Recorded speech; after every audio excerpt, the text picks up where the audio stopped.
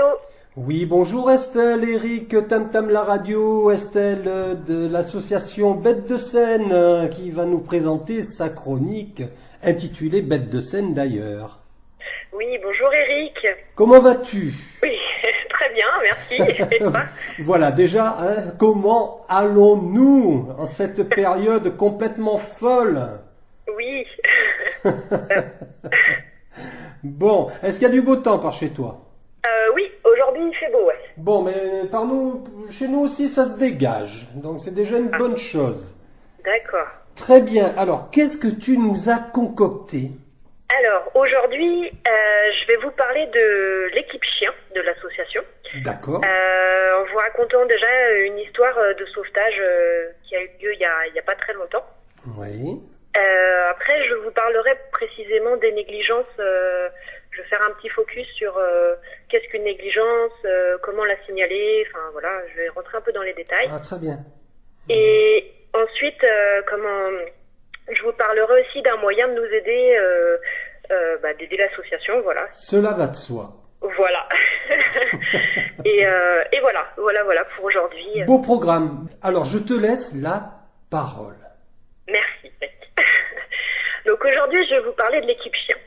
Une belle équipe constituée de 7 bénévoles, toutes et tous passionnés. Je vais commencer par vous raconter notre dernière grosse prise en charge qui a été très émouvante. C'était il y a environ 2 mois.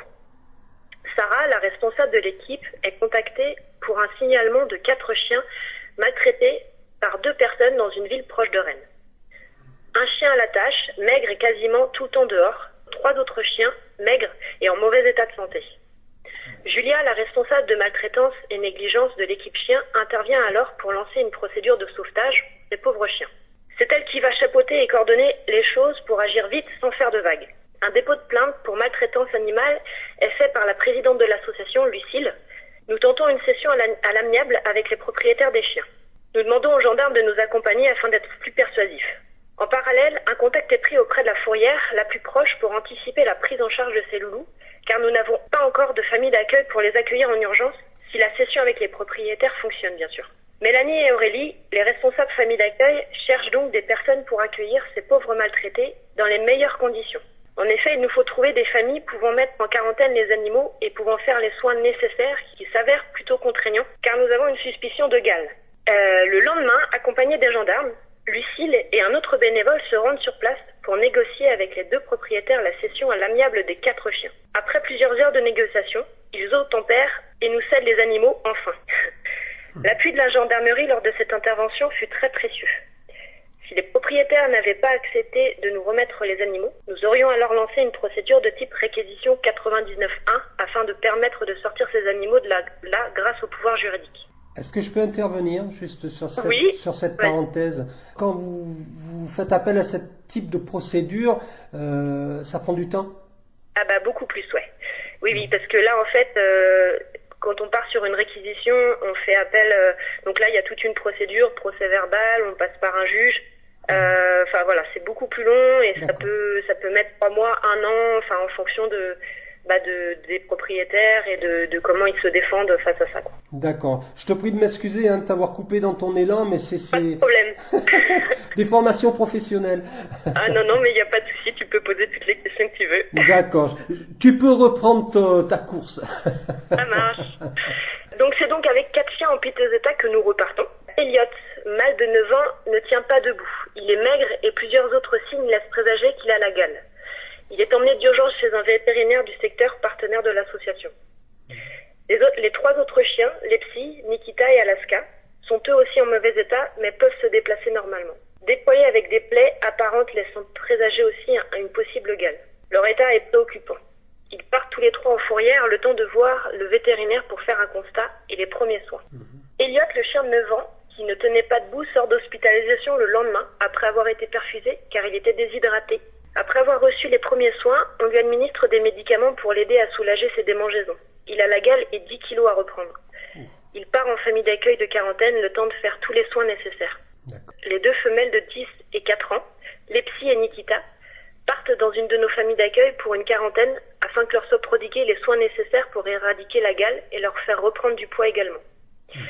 Et il ne reste plus que le mâle de 6 ans, Alaska, qui reste en fourrière car nous n'avons pas de famille d'accueil. Heureusement, 2 jours après la prise en charge et suite à nos recherches, une famille d'accueil se propose et a tout ce qu'il faut pour l'isoler le temps du traitement et de la quarantaine. D'accord. Après plusieurs semaines de soins, les 4 loulous reprennent du poil de la bête. Elliot n'est plus en quarantaine et la gale est soignée. Il reprend goût à la vie et se remet à battre de la queue. Les psy et Nikita évoluent tout aussi bien. Leur poil a repoussé, elles découvrent la vie dans un foyer chaleureux et apprennent le jeu et les joies d'être aimées par les humains. Alaska sort aussi de quarantaine. Lui, qui était rouge de plaie, a maintenant retrouvé son poil et découvre les balades en forêt avec sa famille d'accueil. Les psy Nikita et Alaska, tous stérilisés et mis à jour sanitairement, seront très prochainement mis à l'adoption. En attendant, et si besoin, nous ferons appel à Florian, membre de l'équipe chien et comportementaliste canin. Il pourra intervenir et conseiller les familles d'accueil pour l'éducation de ces 3 loulous. Elliot, qui a rejoint Dominique, famille d'accueil en urgence pour lui et aussi responsable de l'administratif au sein de l'équipe chien, va alors déménager pour trouver une nouvelle famille d'accueil qui a plus de place et pourra continuer à lui faire reprendre goût à la vie et aussi du poids. Bien sûr. Elliot sera proposé à l'adoption dès que son état physique le permettra. Bien évidemment, une fois adopté, car c'est le but final, Bien sûr. Béatrice, responsable du suivi post-adoption, prendra des nouvelles régulièrement auprès des adoptants et organisera des visites de suivi pour voir si tout se passe bien pour nos loulous. Bien sûr. Cette histoire n'est pas exceptionnelle et nous avons des prises en charge très régulièrement pour ce genre de cas. Afin de pouvoir supporter les dépenses qu'ont engendré tous les soins de ces 4 pauvres chiens, nous avons lancé un appel aux dons sur Facebook. La générosité des gens nous a encore grandement touchés et nous les en remercions du fond du cœur. D'accord. C'est grâce à ce genre de sauvetage que nous sommes tous très fiers de faire partie de l'association Bêtes de Seine. Je peux te dire que de voir l'évolution entre le moment où nous les prenons en charge et maintenant, ça fait vraiment chaud au cœur. C'est clair. Et on se rend compte que les animaux sont des êtres exceptionnels qui savent pardonner la bêtise humaine. Ouais, ce qui n'est pas toujours le cas avec les humains envers les humains. Tout à fait. Et d'ailleurs, nous allons bientôt publier sur notre page Facebook Bêtes de Seine Rennes des photos d'avant-après pour montrer leur superbe évolution. Excellent. Ouais, donc voilà.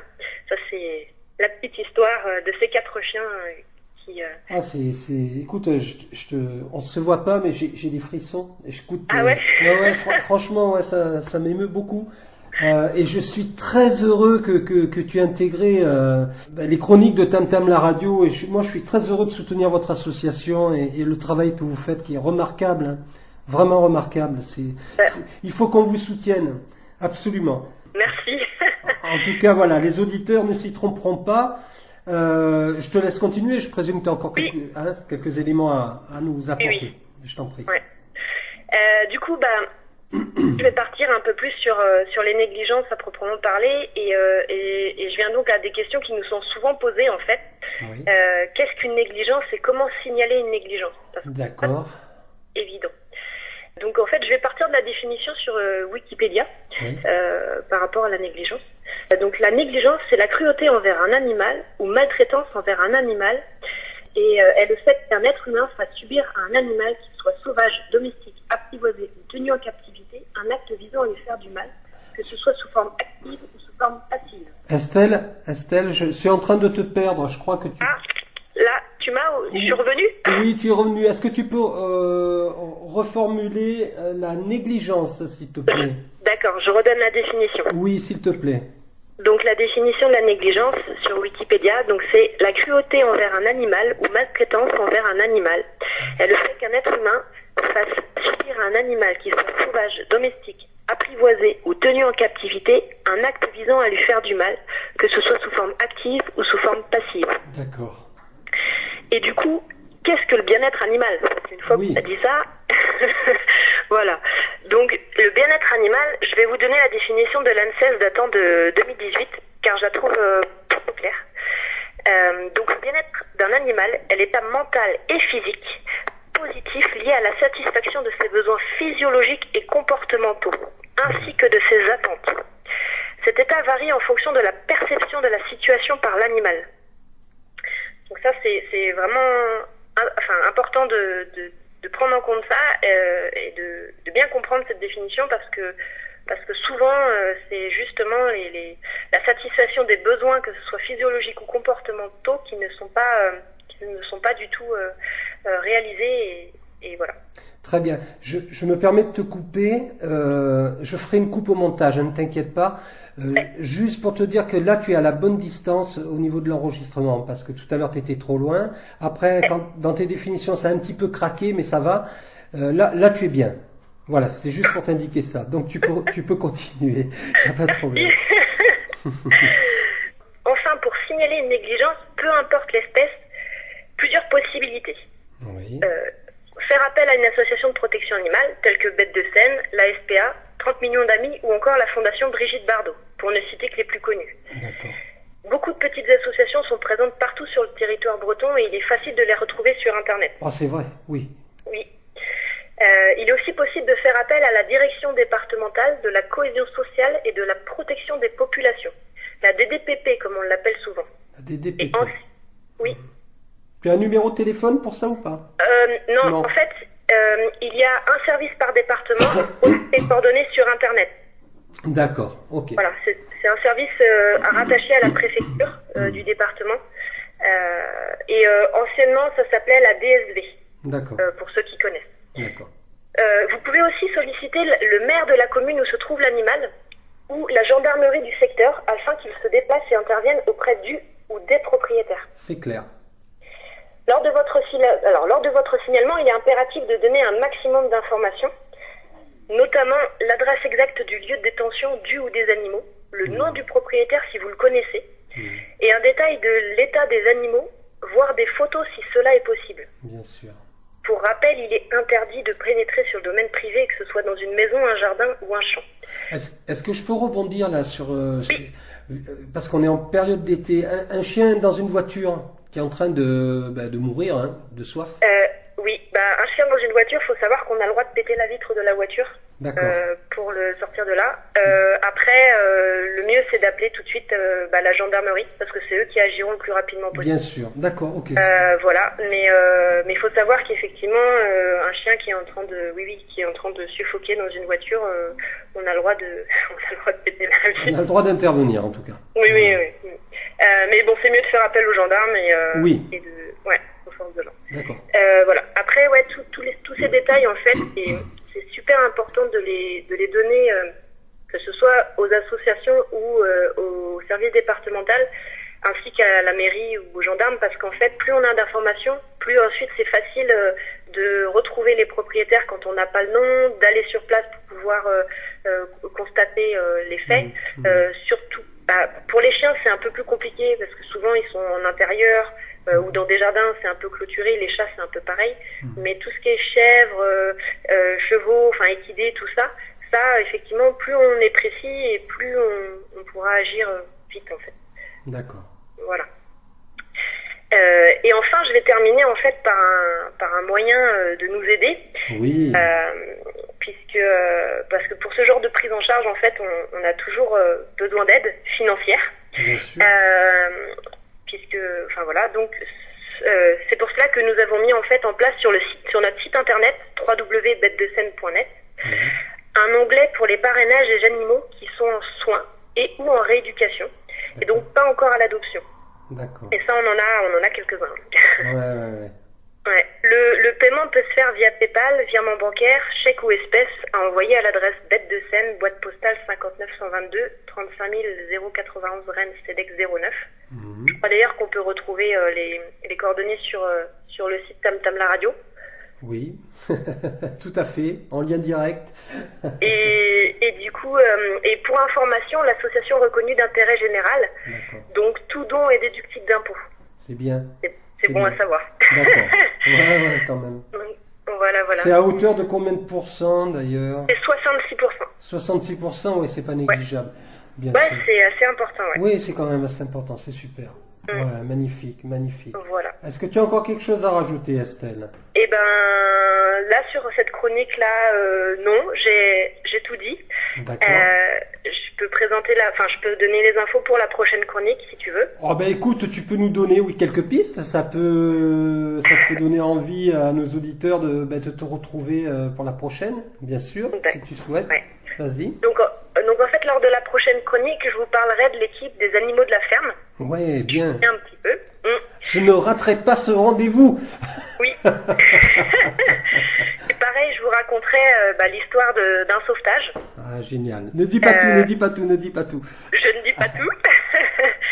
Je vous parlerai aussi de comment devenir famille d'accueil pour l'association. Bien vu.